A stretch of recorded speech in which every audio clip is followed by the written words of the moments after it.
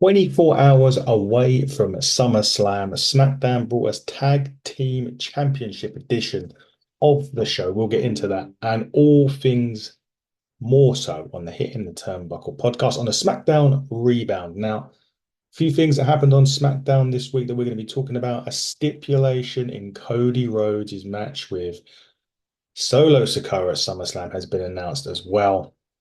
We're going to talk the women's championship as well on this, and there wasn't a lot going on with the women's championship just before Bayley's match with Nia Jax. So we need to talk about that. We're going to get into that first because there was just a segment of it on SmackDown, which just basically showed the feud between Bayley and Nia. There was no kind of matches of either. I think the only thing that we did see was Nia Jax giving the new Money in the Bank briefcase to Tiffany Stratton, along with a warning not to cash in the championship at SummerSlam.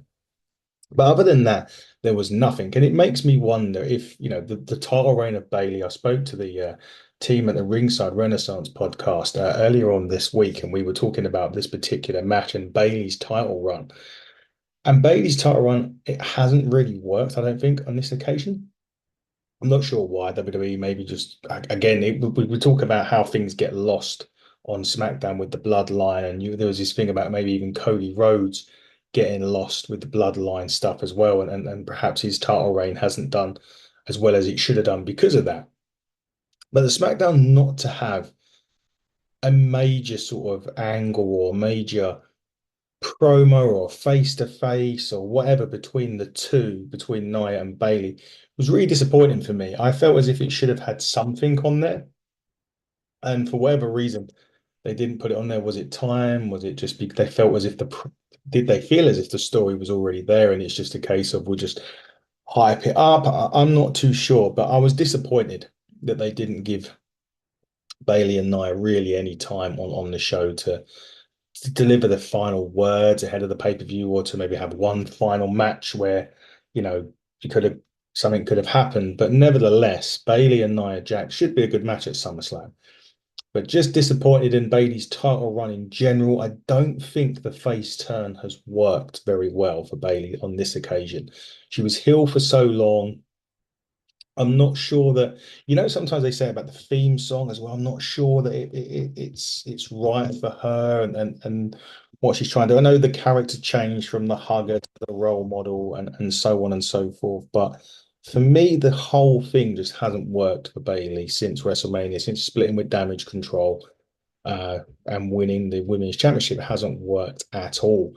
Will she still be women's champion after SummerSlam, though? That is the question. Will it be Nia Jax or will it even be Tiffy time at SummerSlam? Will Tiffany Stratton cash in the Money in the Bank briefcase? We have not got long to find out. Elsewhere on SmackDown this week, Logan Paul in his home state of Cleveland, Ohio, brought some delegates with him as well, getting ready for his US title shot, US championship match, shall we say, with LA Knight at SummerSlam. And he was just bragging, as Logan Paul does. He was happy to be back in Cleveland. Cleveland wasn't very happy to see Logan. There was a tweet that Logan had sent, I think it was about transgenders or something, due to the Olympics and something that happened. And let's just say that it didn't quite go down very well online. He did apologize of sorts. I think he said the word oopsie. I'm just not sure that was probably the wisest thing to do on the week of the pay-per-view. Um, WWE probably didn't like that at all either.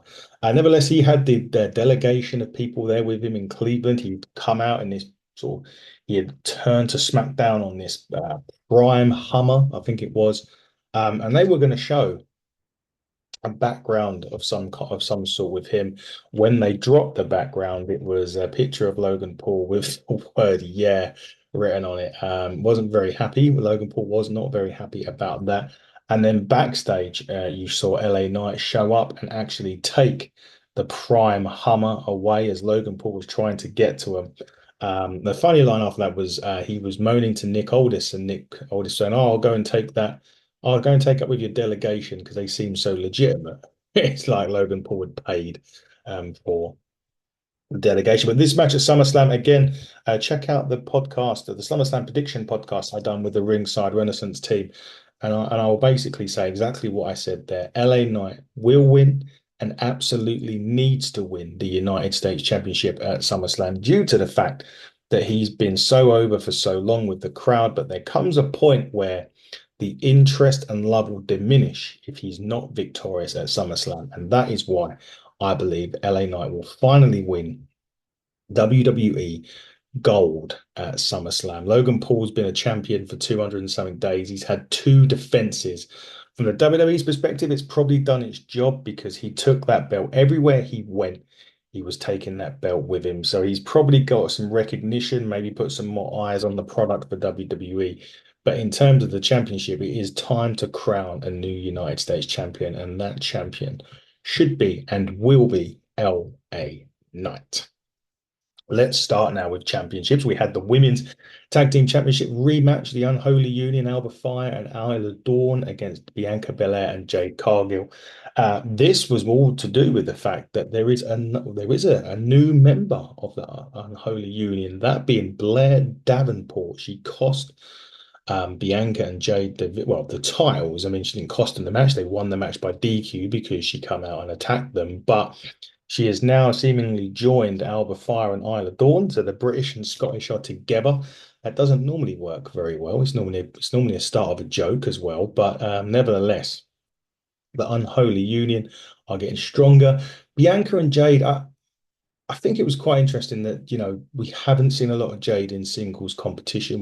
There's a little bit early doors when she first joined, but haven't seen a lot of her in singles competition yet, which makes you wonder if Jade Cargill is really ready for a singles push, or whether WWE thinks that Jade Cargill is really ready to go it alone as a single, or whether they believe that she belongs with Bianca Belair, at least in the short-term future. Will she end up even turning on Bianca as we go towards the end of the year, perhaps, and a heel run maybe on the cards for Jade Cargill? I'm not sure. We'll have to wait and see what the WWE have in store for Jade. But I think, and as much as I always say that sometimes going down to NXT isn't a demotion, if Jade Cargill was to end up in NXT, I think shall we say, the IWC of AEW fans would have an absolute field day over that. And I don't think it's what WWE should be doing with Jade Cargill, but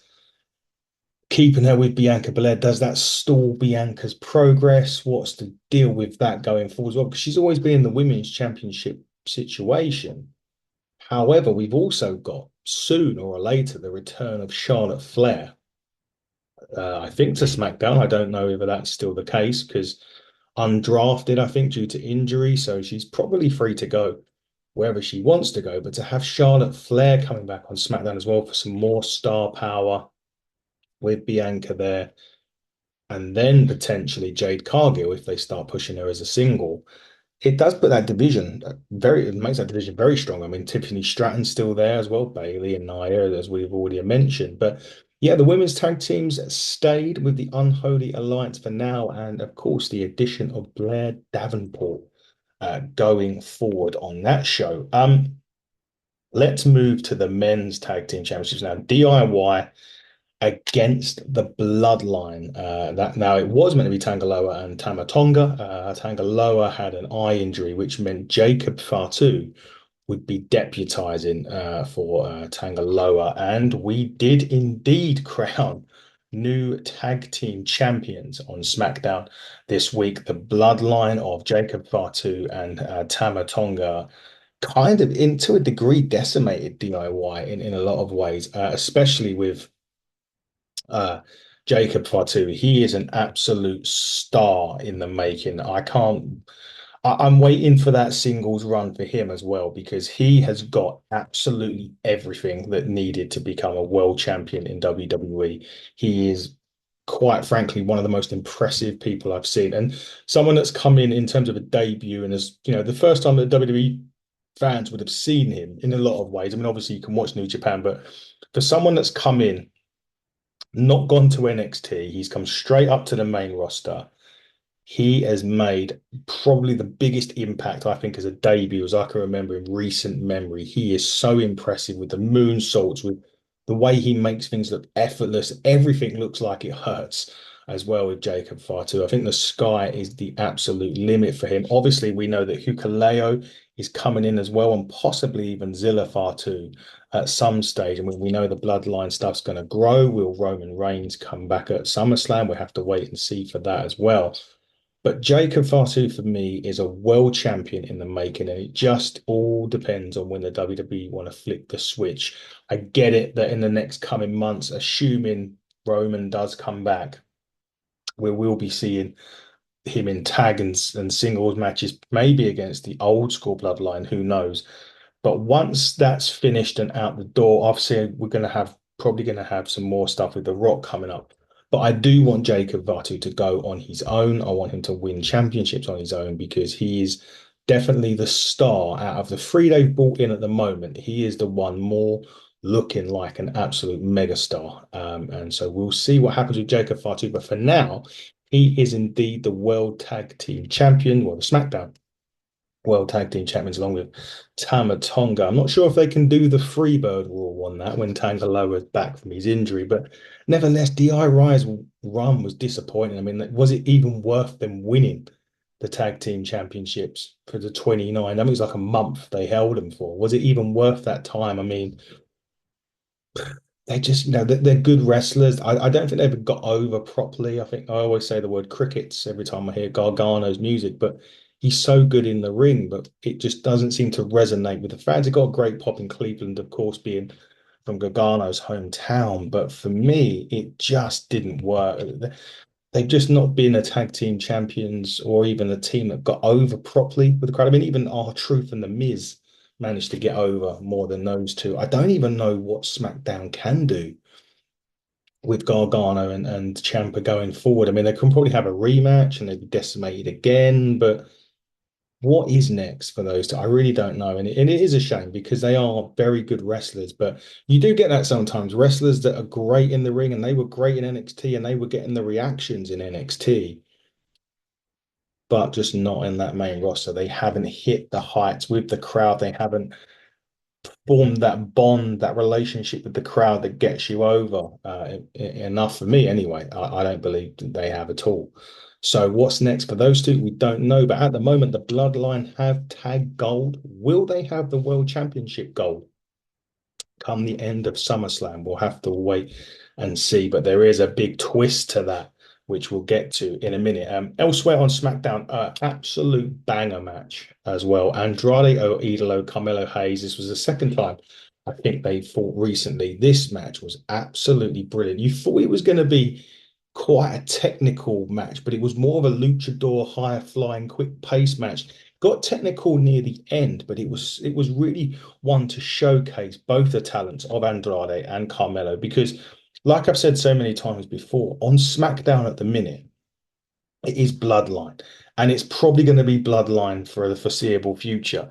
Yes, you've got the world champion on there, they've got to fit around. They've got to fit the women's champion on there. You've got to fit the tag titles on there as well on your show. So if you're not in, and the US championship, maybe with once LA Knight, assuming LA Knight wins at SummerSlam, once that's all in play, if you're not going for any of those championships, you're not going to be on the show. And it's going to be difficult because the segments with the bloodline take up a lot of time. Cody's segment, because Cody's going to have well, we're expecting a new opponent after Solo, if assuming Cody's the world champion after SmackDown. What happens there? And then you've got so much other stuff, like the Street Profits are still there, and you've got so many other team people and teams, and just not enough time on SmackDown for it to work. And these two, Andrade and Carmelo Hayes really tore the house down on this. Eventually, the Japanese leg clutch hold from Andrade picked up the victory via pinfall. The concern for Carmelo is the amount of times he is losing on SmackDown right now. There is a lot of defeats from Carmelo Hayes, and it's someone that was so prominently great in NXT is seemingly having that call up trouble that a lot of NXT guys had before Triple H. It's a strange one that it's happening with Triple H in charge. You would expect Triple H, who's been down at NXT and had seen those call-ups foul so many times in the past. And it's happening still under his reign. Maybe not as much because we are getting some success with the NXT call-ups, but they're still having some limited issues there with Triple H at the helm. And I'm a bit surprised by that. I would expect more from the Triple H's regime than I would say Vincent McMahon. But of course, lots still can happen. And there's still going to be more call-outs. Braun Breaker's probably the most successful one. Will he win the Intercontinental Championship this coming Saturday? We'll have to wait and see. But Carmelo Hayes, another defeat for him. I don't know what you can do, really. It is so difficult on SmackDown at the moment. Even Andrade can't get a look in. He is the speed champion, and you can catch that on X every week. But what is next for both of those two guys? I do not know. Another two guys that are kind of, well, a bit more than two, but another couple of individuals who have kind of had a story was Santos Escobar, Apollo Crews, Baron Corbin, and Lego del Fantasma. We've just seen Baron Corbin and Apollo Crews come up together as a team, so to speak, from NXT. They got drafted to SmackDown. Lego Fantasma's been there a while. And obviously with Scott Santos and Rey Mysterio, they had the little bit. Rey went to Raw. And these guys, Liga de Fantasma, stayed on SmackDown. This week, Santos Escobar did defeat Apollo Crews via the Phantom Driver. There was lots of interference on this via Liga del Fantasma. What again? I don't know. I mean, the match was fine. I don't know whether Apollo and Baron Corbin would have done if this move has done them any favors whatsoever in the move from NXT to WWE to SmackDown. Sorry, it just derailed. I mean, Baron Corbin's having a great run in NXT. He wasn't necessarily winning every week, but he was having a great run. Apollo was doing some good bits down there. But it just seems again that you've gone to the main roster and it's just fallen flat. And I keep saying it with SmackDown is probably the most difficult show to be on right now with all of the other stories they've got going on to it. Raw's quite stacked as well, but that additional hour on Raw is actually really handy for everybody else. So that additional hour on Raw is working out, but on SmackDown, it really would come in. It really would work out better for people on SmackDown right now to have that additional hour, but it's not one that there's going to be there anytime soon. When it goes to Netflix or USA, I don't know. I mean, it's coming to Netflix in the UK next year, but when it hits USA Network, I don't know whether it's possible they can do a 3 hour show on that. But right now, SmackDown actually needs the 3 hours more than Raw with all their stories they've got going on it, and it's really hurting the guys like Apollo, Baron, Andrade, Carmelo, as much as the losses and the victories as well. But it's really difficult right now, SmackDown. And I think SmackDown's dropped a little bit. I think there was always going to be a drop for SmackDown. After Roman left because obviously they had to re-sort out the bloodline bits. Cody they had a full-time champion now with Cody. Randy Orton was there. Kevin Owens is there. And you still had some tag bits to sort out. And there's been a lot of SmackDown's been kind of going through a revamp over the last sort of 4 months or so since WrestleMania. It's been 4 months since WrestleMania already. Jeez. We'll be celebrating Christmas soon. We're getting nearly into Royal Rumble season, which is crazy to think about when, you go through the calendar year of WWE after SummerSlam, it's the next big one. It'll be War Games. I think November the 30th, that is due. We've got obviously Bash at Berlin, Bad Blood coming up as well in October. So lots to look forward to in the WWE in terms of PLEs. But yeah, there's lots of difficult times on SmackDown. If you're not a part of the sort of ongoing stuff that's there at the moment, you're struggling to get some good TV time, which some of these talents deserve.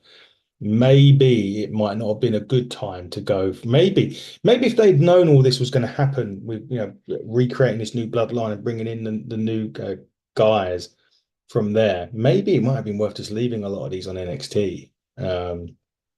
Because they're just not going to look in. And when they do, it's very brief. I mean, Carmelo and Andrade had a bit of time. I mean, the other match wasn't too long at all. But we'll wait and see. Look, see if we're having the same problem at the end of the year. We probably will be, but we'll have to wait and see for sure.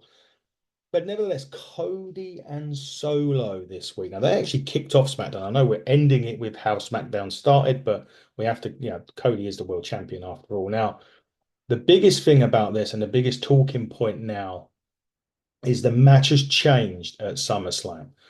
Instead of it just being Cody and Solo one-on-one, it is now Cody versus Solo in a bloodline rules match, which basically means anything goes, which you can imagine would favor Solo Sikoa in this situation.